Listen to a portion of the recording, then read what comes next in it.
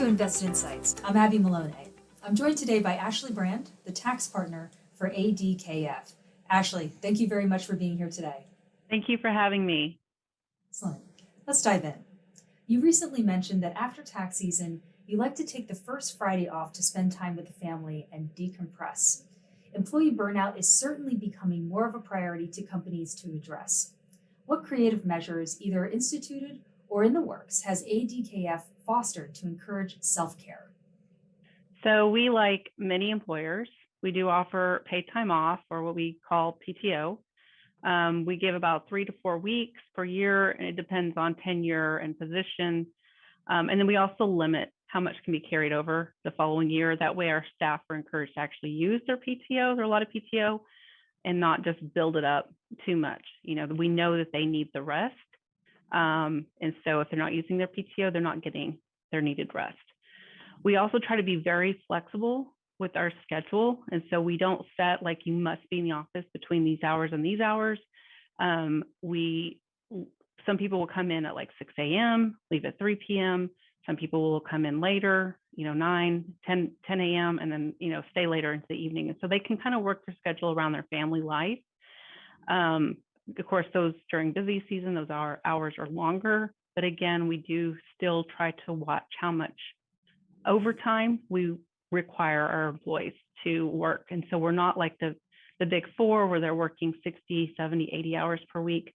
We're more in the 50-hour a week range during our busy season. On a national level, there's a lot of conversation about raising corporate and capital gains taxes. In Texas, a state that attracts businesses partially due to its lower taxes, what innovative strategies are you developing as your clients face these possible adjustments? So one way that they can mitigate their capital gains tax is by maximizing their contributions to deferred retirement accounts.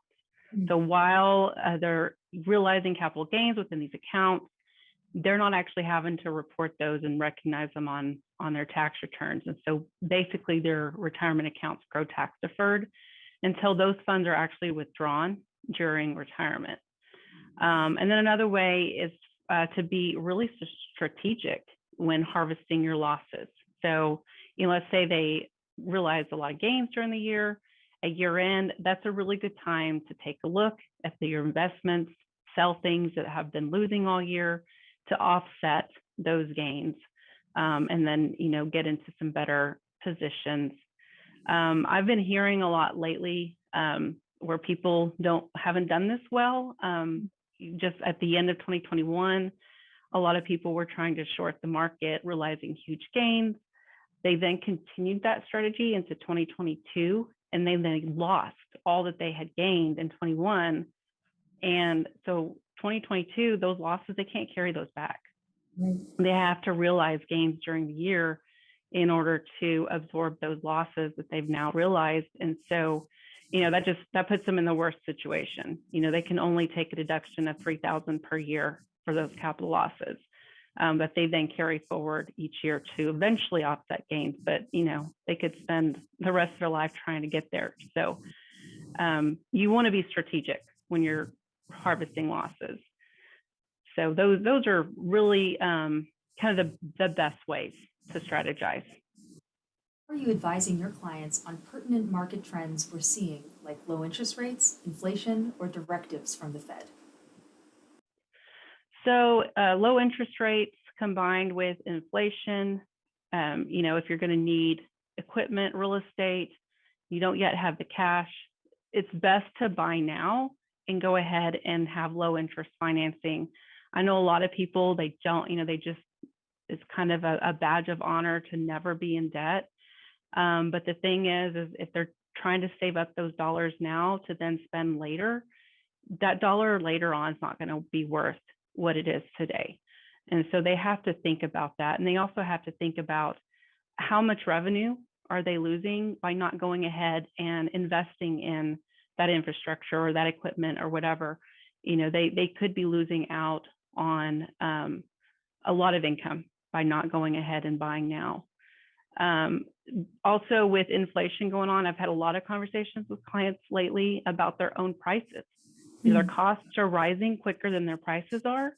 And so, and they're not used to paying that close attention to their pricing. And so, they've had to really stay on top of it now.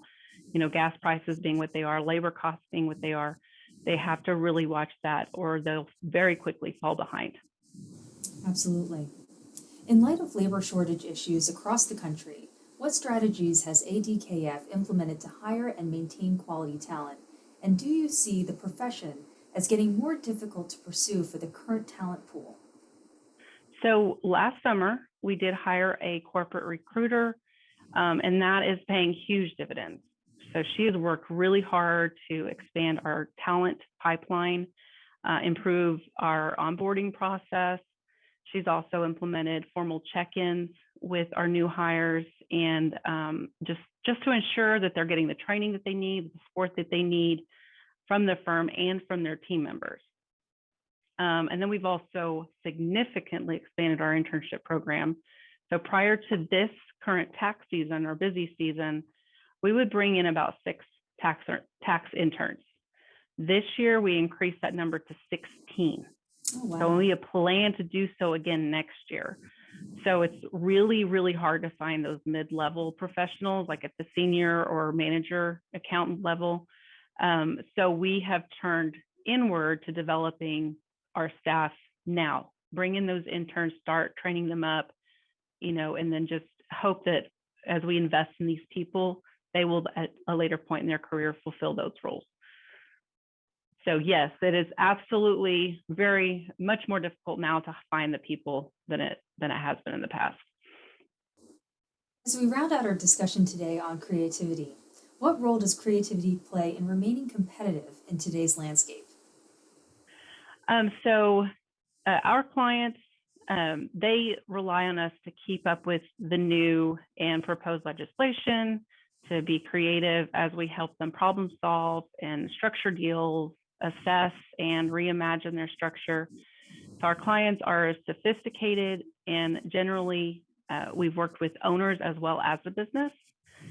So each owner, they all come with their own unique goals. So both for the business and for their eventual retirement, estate, succession plan. So basically a cookie cutter approach does not work. One size fits all doesn't work at all. So that's where our creativity comes into play. What does our client need? What do they want to realize down the road? How can we help them get there and plan and strategize to get there?